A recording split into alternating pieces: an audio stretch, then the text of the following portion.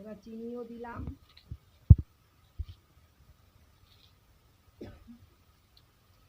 খুব বেশিও নয় কমও নয়, টেস্ট অনুযায়ী চিনি দিলাম 2 চামচ। এই চিনির চামচও খুব একটা বড় নয়।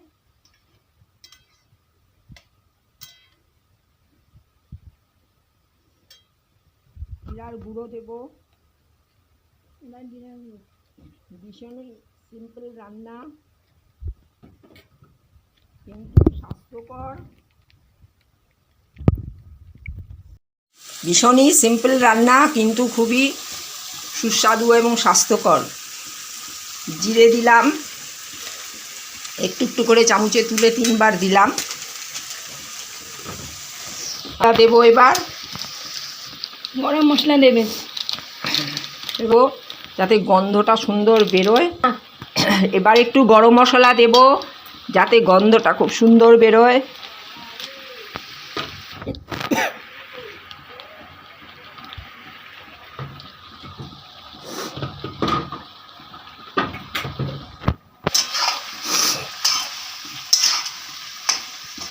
নাড়াতেই খুব সুন্দর গন্ধ বেরোচ্ছে। এখনও তো কমপ্লিট হয়নি রান্না। এবার এটা একটু ঢাকা দেব, সেদ্ধ করব, জল দিয়ে, সামান্য জল দিয়ে সেদ্ধ করব। আর এটাতে বেশি ঝোল থাকবে না, কারণ এটা একটু মাখা মাখা খেতেই ভালো লাগে। সামান্য ঝোল থাকবে। আপনারাও ট্রাই করে দেখতে পারেন। এই গরমের মধ্যে শশার তরকারি খুবই ভালো লাগবে। রুটি দিয়েও খেতে পারবেন, ভাত দিয়েও খেতে পারবেন, পরোটা দিয়েও খেতে পারবেন, কোনো অসুবিধা হবে না। আমার তো মনে হয় ভীষণই ভালো লাগবে। আপনারা আমার অনেক রান্না দেখেছেন। আমি রিনা ঘোষাল, আমার চ্যানেল আছে ইউটিউব রিনাস রেসিপি বলে। বিভিন্ন রকম রান্না আমি দিয়েছি, চাটনি থেকে শুরু করে মাংস, বিভিন্ন রকমের তরকারি, চাটনি, সমস্ত কিছুই দিয়েছি। আপনারা মাঝে মাঝে আমার ইউটিউব চ্যানেল খুলে দেখতে পারেন। সাঁতলে নিলাম কিছুক্ষণ। দেখে ভালো লাগলে লাইক, সাবস্ক্রাইব, শেয়ার একটু করে দেবেন, ভালো লাগবে। সবাই দেখবে রান্নাটা এবং নিজেরাও করে খেতে পারেন। ভীষণই অল্প সময়ের কাজ এবং অল্প সময়েই জিনিসটা, রান্নাটা খুবই ভালো।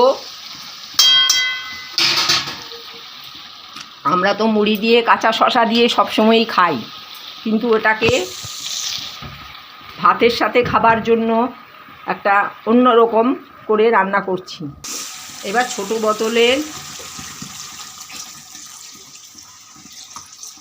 1 বোতল জল দিচ্ছি।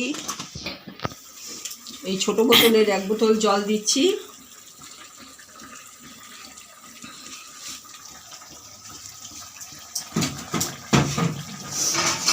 এবার এটাকে একটু নাড়াচাড়া দিয়ে ঢাকা দিয়ে দেব।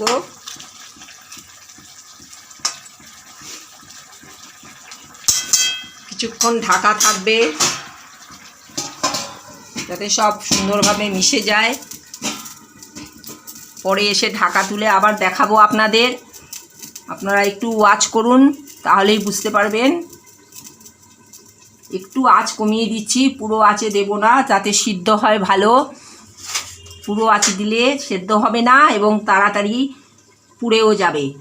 প্রথমে একটু ভালো করে আঁচ দিয়ে জিনিসটাকে গরম করে নিতে হয়। যে কোনো রান্নার ক্ষেত্রে নিয়মই হচ্ছে তাই, গ্যাসটাকে একটু পরে কমিয়ে দিতে হয়। সেদ্ধ হলে আবার একটু বাড়িয়ে নাড়াচাড়া দিয়ে নামিয়ে নিতে হয়, সে যে জিনিসই আমরা রান্না করি না কেন।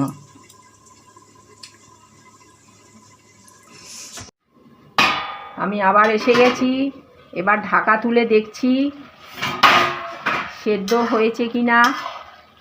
জল টেনে নিয়েছে, কারণ আমি আগেই বলেছিলাম যে শশার তরকারি ঝোল হলে খুব একটা ভালো লাগবে না, এটা মাখা মাখা খেতেই ভালো লাগবে। এবার নামানোর আগে সামান্য একটু হলুদ দিয়ে নাড়াচাড়া